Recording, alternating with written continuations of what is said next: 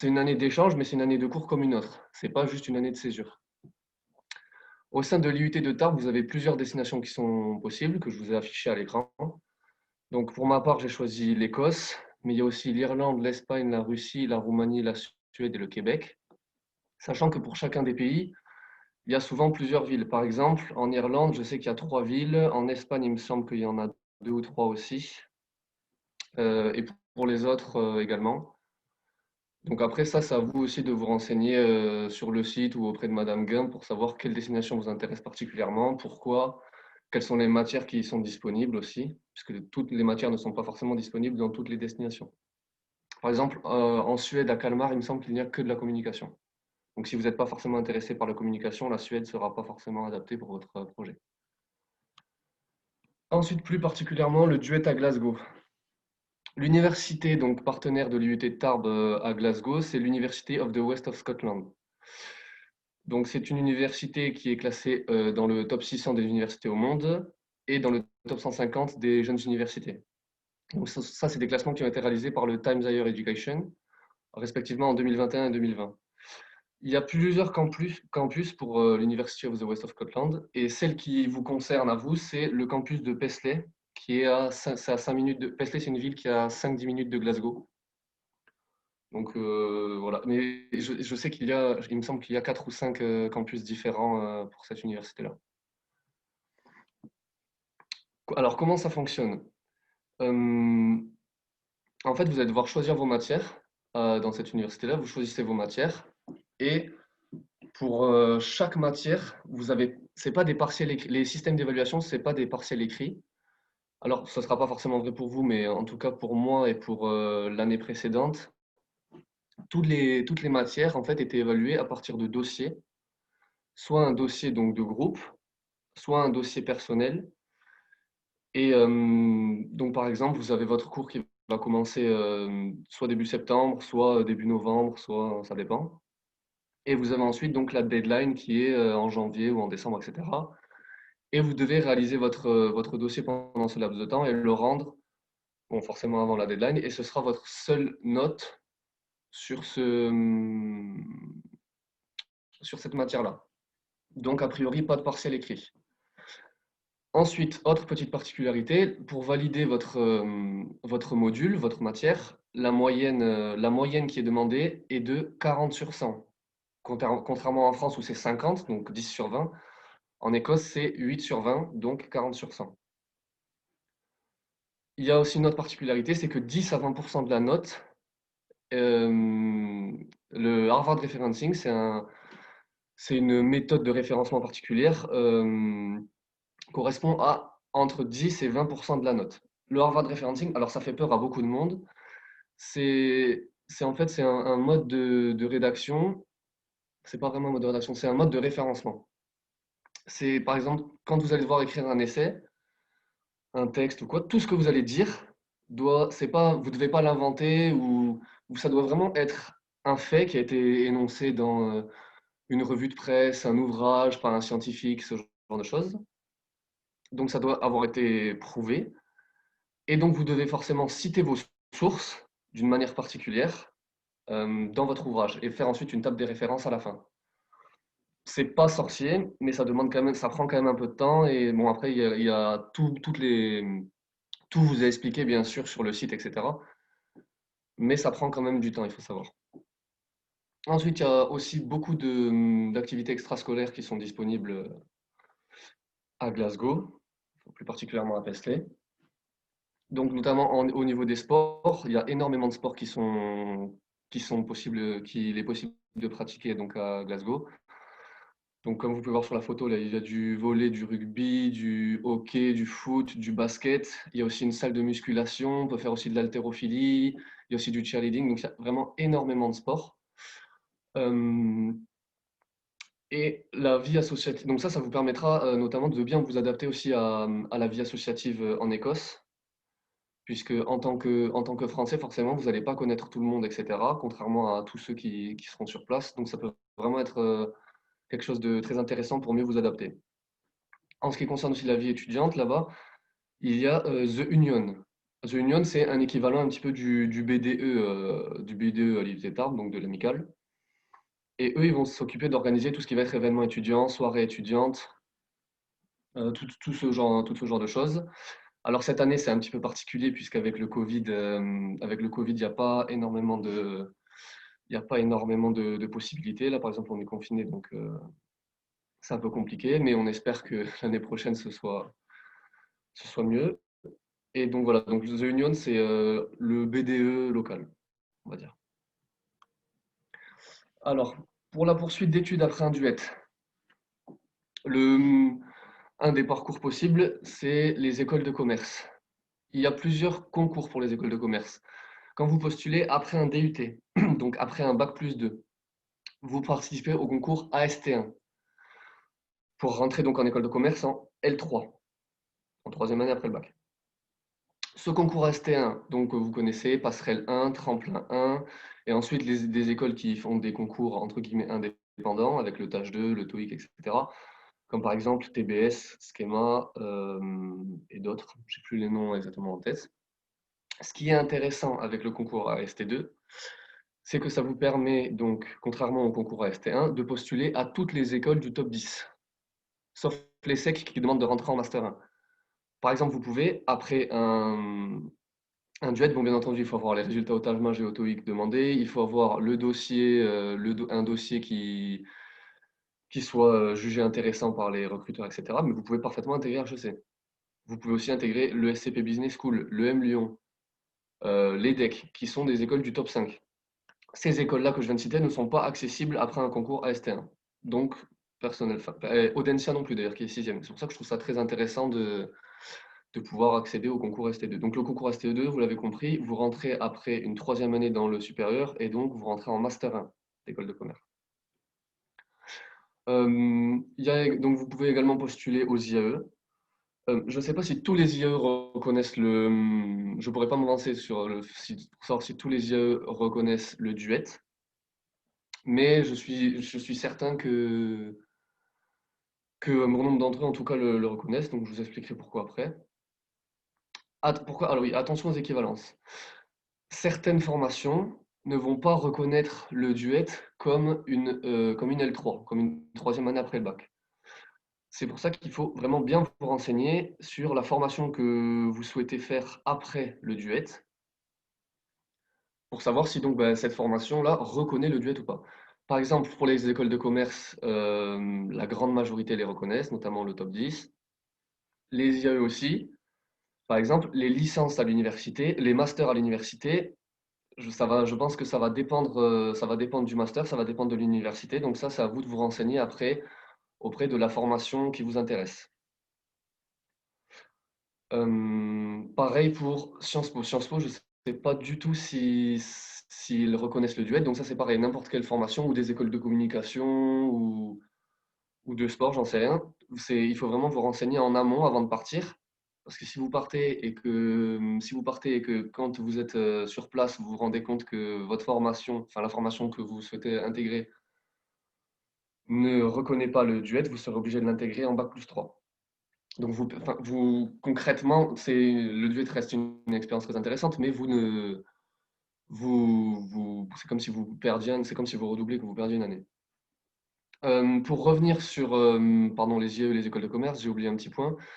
C'est que vous avez forcément, quand vous allez intégrer soit un IE, soit une école de commerce, une étude de votre dossier qui va être faite. Donc, c'est-à-dire quelles études vous avez fait, donc est-ce que vous avez fait un DUT Tech de Co, est-ce que vous avez fait une licence, est-ce que vous avez fait telle ou telle formation. Et forcément, avoir une expérience à l'étranger, une expérience d'expatriation, euh, c'est forcément toujours intéressant. D'autant plus également aussi pour progresser en anglais. Moi, je trouve que c'est vraiment une expérience qui est très intéressante et qui peut réellement être un plus sur votre dossier. C'est pour ça personnellement aussi que je l'ai fait. Quelques retours d'expérience. Alors, concernant les personnes qui sont parties avant moi, il y a, par exemple Rémi, donc, qui est parti un an avant moi, il a intégré cette année Schema, donc, qui est la 7e meilleure école de commerce de France, en Master 1. Emma, elle a intégré par exemple TBS en Master 1 et l'ENA, et ils sont tous les deux partis en Irlande. L'ENA, qui elle aussi est partie en Irlande, a intégré l'IAE de... L'IAE de... Je ne sais plus quel IAE. Elle a intégré un IAE en Master 1 également aussi. Euh, Après, par exemple, il y a Lilian qui était parti en Suède, lui, pour vous donner d'autres exemples que l'Irlande. Lilian il est parti en Suède, là actuellement il est à Rennes. Et voilà. Ensuite, globalement, donc par rapport à ces retours d'expérience, tout le monde est très satisfait donc des duets. Tout le monde décrit ça comme vraiment une expérience très enrichissante, autant donc sur le plan scolaire, professionnel, que sur le plan personnel. Il y a même, par exemple, une fille qui était partie à Glasgow l'année dernière, qui a décidé de retourner cette année à Glasgow. Alors, je ne sais pas si elle a fait, si elle a trouvé une école en Master 1 qui lui permet de venir ou si elle s'est directement réinscrite dans la fac, dans l'University of the West of Scotland. Mais elle a souhaité revenir en tout cas. Ensuite, comment préparer son voyage? La première question qu'on peut se poser, c'est le logement, comment je vais trouver un logement, etc. Il y a plusieurs moyens de trouver un logement. Premièrement, il y a les résidences étudiantes et universitaires. Ensuite, il y a aussi les sites où les particuliers vont poser des annonces. Des annonces, par exemple, il y a un Écossais qui va louer une maison où 5 ou 6 colocataires pourront vivre, etc. Donc ça, c'est vraiment de particulier à particulier. Donc ça, c'est les applications, les sites sont Sparrow et Gumtree. Moi, c'est ce que j'ai utilisé personnellement. Il y a aussi un troisième moyen, ça va être de vivre chez l'habitant ou d'être au pair. Euh, la différence principale entre les résidences universitaires et ces sites-là, c'est le prix des loyers. Pour vous parler concrètement, les résidences universitaires et étudiantes, j'ai eu des retours de personnes qui payaient entre 550 et 600 euros mensuels pour concrètement leur chambre, etc. Et les parties type cuisine qui étaient en commun avec 15-20 personnes. Moi personnellement, donc je suis passé par Spare Room, je suis à 1 minute à pied de la fac, je paye 390 livres, donc 200 livres de moins concrètement. Euh, En euros, ça fait 150 euros de moins, à peu près, parce qu'elle c'était 600 euros, 150 euros de moins pour avoir donc une plus grande chambre, pardon, être à côté de l'université et on est seulement 6 dans ma coloc. Et en plus, il y a un anglais. Donc ça me permet aussi de parler anglais étant donné qu'on est confiné. En ce qui concerne les bourses, généralement, vous partez pas tout seul, vous avez des aides financières. Vous pouvez, alors, soit vous avez pas, par exemple comme moi, vous n'avez pas les bourses Crous, auquel cas vous aurez les bourses Erasmus. Donc moi, j'ai eu les bourses Erasmus elles s'élèvent à 370 euros par mois. Par contre, attention, petite particularité, les bourses, vous ne les touchez pas mensuellement. Vous allez toucher, donc en fait, les 370 euros mensuels sont calculés sur le nombre de mois que vous partez. Donc vous avez un montant total et vous touchez 80% de ce montant courant décembre. Donc vous devez être capable de subvenir à vos besoins tout seul pendant les 2-3 premiers mois. Et ensuite, donc les boursiers Crous, je ne sais pas combien exactement, ça dépend aussi de l'échelon, etc. Mais ils touchent généralement plus que, que les non-boursiers Crous, forcément. En ce qui concerne le coût de la vie, avant de partir, j'avais beaucoup entendu que la vie en Écosse était beaucoup plus chère, etc. Et en étant sur place, c'est faux. Moi, personnellement, je trouvais que c'est faux. Tout simplement parce que je trouve que le coût de la vie est équivalent à celui d'en France. Bon, la petite différence quand même, c'est le prix des loyers si on compare avec Tarbes, mais si on compare avec Toulouse ou Lyon ou autre, je pense pas que les différences soient vraiment notables. En ce qui concerne la nourriture et le reste, personnellement, je trouve que c'est équivalent à la France, hein, à peu de choses près. Alors, ce qui est bon à savoir, premièrement, il faut savoir que l'accent écossais, les Écossais ont un accent très fort, très particulier, ce qui fait que quel que soit votre niveau d'anglais, quand vous allez arriver en Écosse à l'aéroport ou que vous allez parler un Écossais, vous n'allez pas comprendre ce qu'il va dire ou vous allez très difficilement comprendre. Il ne faut pas vous inquiéter avec ça. Au bout de quelques semaines, vous vous adaptez, forcément, vous commencez à mieux comprendre, etc. Et quand vous entendez quelqu'un parler un anglais plus commun, j'ai envie de dire, vous comprendrez forcément beaucoup mieux ce qu'il dit qu'avant. Ensuite, si vous comptez visiter des musées, des espaces culturels, des jardins botaniques, etc., ils sont gratuits ou coûtent un livre. Oui, un livre en Écosse. Donc ça, c'est très intéressant. Pour moi, pour ma part, je suis allé à Glasgow, j'ai fait plusieurs musées, donc gratuits, donc c'est vraiment un vrai avantage, je trouve. En plus de ça, l'Écosse, c'est quand même un pays qui est relativement petit. Par exemple, moi, je vous disais, je suis à Paisley, je suis à 10 minutes de Glasgow. Donc Glasgow, c'est très grand, il y a énormément de choses à faire. Je suis à 1 heure de train, 1 heure de bus, pardon, d'Édimbourg. J'ai l'aéroport qui est aussi à 10 minutes et les vols pour Dublin, par exemple, sont relativement abordables. Donc il est vraiment possible de voyager. Il y a énormément de paysages à voir en Écosse, de lieux. Par exemple, si vous aimez Harry Potter, il y a énormément de musées, de lieux cultes où les films Harry Potter ont été tournés, ce genre de choses. Donc à faire, donc c'est vraiment voyager et les espaces culturels, etc. C'est vraiment très intéressant en Écosse. Et mon dernier conseil serait attention au français. Alors pourquoi? On a tendance à croire qu'on ne va entendre que de l'anglais, qu'on va être les seuls français, etc. C'est faux. Il y a énormément de Français qui font comme vous, français, espagnols et d'autres nationalités bien sûr, qui font comme vous une année d'échange, soit avec un IUT, soit avec une école de commerce, une école d'ingénieur, une faculté. Donc vous avez énormément, énormément de Français. Il ne faut pas tomber dans la facilité et dans le piège de se dire tant mieux, je vais rester avec eux, etc. Je vais me faire des amis. Non, vous faites comme vous voulez, encore une fois, mais si vous voulez réellement progresser en anglais, il ne faut pas tomber dans ce piège-là et il faut justement essayer de vous inscrire dans des associations pour pouvoir parler anglais donc avec des Écossais, etc. Plutôt que rester avec des Français, puisque forcément vous ne parlerez pas anglais. On a déjà vu des personnes qui sont parties justement donc en Erasmus, qui sont restées avec des Français et qui n'ont pas progressé en anglais. Moi, personnellement, je trouve ça dommage. Je pense que si vous partez et que c'est forcément que vous voulez améliorer votre anglais, et donc c'est forcément plus intéressant d'essayer de côtoyer des Écossais, des Irlandais, des personnes anglophones plutôt que des Français. Voilà, donc merci pour votre attention. Maintenant, si vous avez des questions, n'hésitez pas à les poser. Oui, moi j'en ai une. Ah, vous m'entendez ou pas? Oui, Oui, oui, je vous oui. entends. Oui. Ah, d'accord. T'es parti avec quel niveau en anglais et là t'es revenu avec. Enfin, non, t'es pas revenu encore, mais t'es à quel niveau là? T'as bien évolué Alors, tout ça ou pas? alors, alors moi, c'est un peu particulier. Je suis parti avec un niveau B2, B2+, on va dire. Ah oui, d'accord. Ok. Donc un niveau quand même correct. Et étant donné que là, il y a le Covid, j'ai pas progressé autant que j'aurais aimé. Ok. Cependant, j'ai progressé plus, par exemple, que quelqu'un qui vit qu'avec des Français, puisque moi, forcément, je vis avec un Écossais, et forcément, les cours sont en anglais. Donc, tu vas forcément progresser, accumuler du vocabulaire, tu vas être plus sensibilisé donc à l'anglais, etc.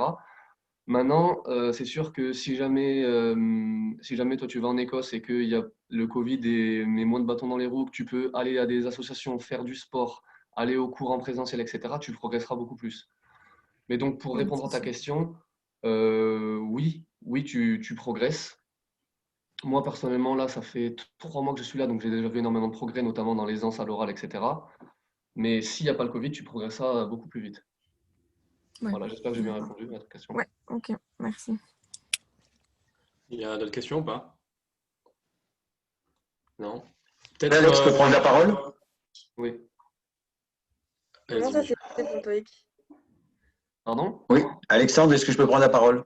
Oui, oui, allez-y, Il monsieur. y avait Si- Léa qui venait de s'exprimer. Elle a dit Avec Ah, Alial, Kaliaï. voilà.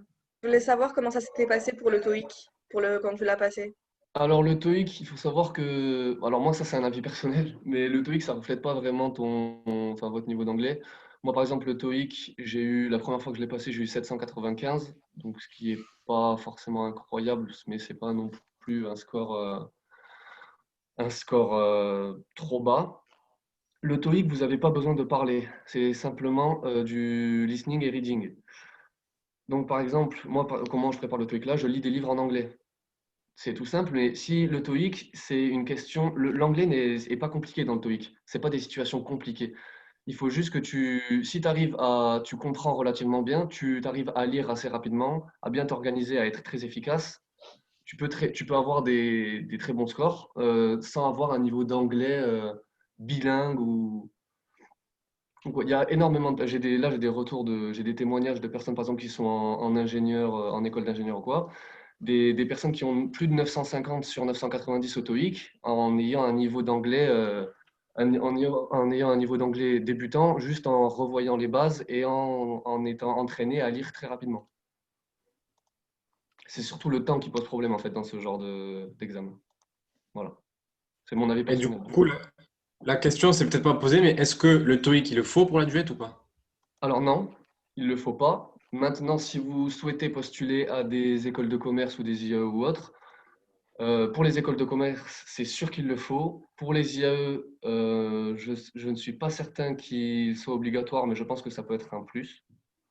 Et de toute façon, quand vous faites un IAE, avant de valider votre master, vous devrez avoir validé un certain score au TOEIC. Donc autant vous entraîner et le passer en amont. C'est valable 2 ans. Et donc, le repasser peut-être après le duet. Oui, Le tu peux. TOEIC. Après, il faut savoir que le TOEIC, tu peux le passer autant de fois que tu veux, hein. Donc, si tu veux le passer 15 fois en 6 mois, tu peux. Ok. Ben, après, le problème, bien entendu, c'est le coût du passage. Ok. Monsieur Aubard, si vous voulez, maintenant. Oui, merci. Parce que je vais vous quitter. J'ai une autre visio avec GEA. Désolée, oui. Ouais, mais écoutez, merci de m'avoir autorisé à venir. J'ai trouvé Théo très bon. Merci. Vraiment, tu as tout brossé, à la fois dans les perspectives, puis il me semble que tu n'as rien oublié. On voit qu'il y a du vécu, que tu es dedans. Sur les perspectives, je suis entièrement d'accord avec toi. Et sur la façon dont dont tu es arrivé, en fin de compte, en duet à Glasgow et de la façon dont ça se déroule, et puis en fin de compte, ce qu'il y a après, moi j'ai trouvé que c'était très très bien brossé. Donc merci Théo, je te félicite. Alex, est-ce que c'était pas souvent, hein, Théo, mais c'est vrai. Alexandre, est-ce que c'est toujours le même lien pour toute la journée ou Ah, pas? vous voulez que je vous envoie tous les autres liens? Oh, ben, si tu pouvais m'en envoyer un en début d'après-midi, ça serait. Enfin, pour la première séance de début d'après-midi, c'est très bien. C'est que le matin, monsieur. Ça finit à Ah, d'accord. 12h30. Bon, ben écoute, si tu peux m'en envoyer un autre, D'accord. ça sera bien. Parce que si c'est de facture, si c'est aussi bon que ça, sincèrement, c'est bien, quoi. Je D'accord. pense que Bon, vous ok. avez eu le Merci meilleur quand beaucoup. même là, hein. Et juste Théo, est-ce que tu acceptes de laisser ton Insta ou ton adresse mail Oui, oui, bien sûr, bien sûr. quand, euh, Il y a déjà des gens du UT qui m'ont contacté pour avoir des informations. Surtout si vous avez des questions, Oui. n'hésitez pas. Surtout si vous avez des questions en particulier sur Glasgow, parce que je ne serai plus à même d'y répondre. Donc, n'hésitez pas, pardon, à me contacter, oui. Merci, au revoir. Au Au revoir. Moi, revoir. j'ai une question, Théo. Oui. J'aimerais savoir, par exemple, combien vous avez d'heures de cours par semaine Alors, de c'est là-bas. une bonne question. De cours, alors là en plus c'est particulier parce que c'est encore une fois, ah oui, ça j'ai oublié de vous préciser, tous mes cours de l'année sont sur Internet, sont en distanciel. Je ne vais pas voir la fac une seule fois à cause du Covid. J'ai j'ai une, deux, j'ai entre 6 et 8 heures de cours, de vrais cours par semaine, donc de cours en face à face avec le prof. Mais je dois préparer forcément, ils mettent, tu sais, c'est sur Moodle, donc ils mettent les documents sur lesquels ils vont se baser, sur lesquels ils vont baser leur cours, ils les mettent en amont. Donc il faut que tu te renseignes et que tu les lises. Du moins, c'est mieux. Ensuite, tu as forcément du travail à faire. Donc, par exemple, ton dossier, quand tu dois faire un dossier, un dossier de marketing sur telle ou telle marque, sur un cas, tu vas pas le faire la dernière semaine ou les 2 derniers jours. Donc, forcément, tout le travail accumulé fait qu'au final, tu n'as entre guillemets que 6 heures de cours, mais tu travailles quotidiennement. Après, le fait justement qu'on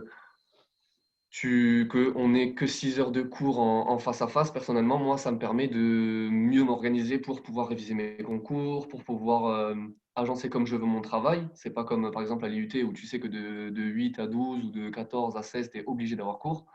Là, tu peux vraiment t'organiser comme tu veux. Et justement, ça, je voulais vous en parler aussi. Si vous rentrez en duet Donc en général, c'est pour ensuite rejoindre dans la majorité des cas des IAE ou des écoles de commerce. Méfiez-vous parce qu'à la fin de l'année, c'est des concours. C'est pas vraiment des concours, au sens propre, c'est des examens, donc à savoir tâche, match, TOEIC et examen du dossier. C'est-à-dire que c'est celui qui a les meilleures notes et le meilleur dossier qui passe. Donc il faut bien que vous prépariez vos examens. Donc pour répondre à ta question, il n'y a pas énormément de cours, mais si tu couples les cours plus la préparation des différentes sources, plus les dossiers et en parallèle la préparation au concours, au TOEIC, etc., ça fait quand même une bonne charge de travail. Voilà. D'accord, merci. Ok, bon, eh bien, c'est bientôt fini déjà. On va devoir couper la réunion, mais bon, il accepte de recevoir vos questions sur Insta. J'ai mis l'Insta dans le chat. N'hésitez pas à faire une capture d'écran. La vidéo est enregistrée, donc vous la retrouverez sur la chaîne YouTube plus tard. Enfin, Théo, ça te va? Ben oui, oui. Ouais.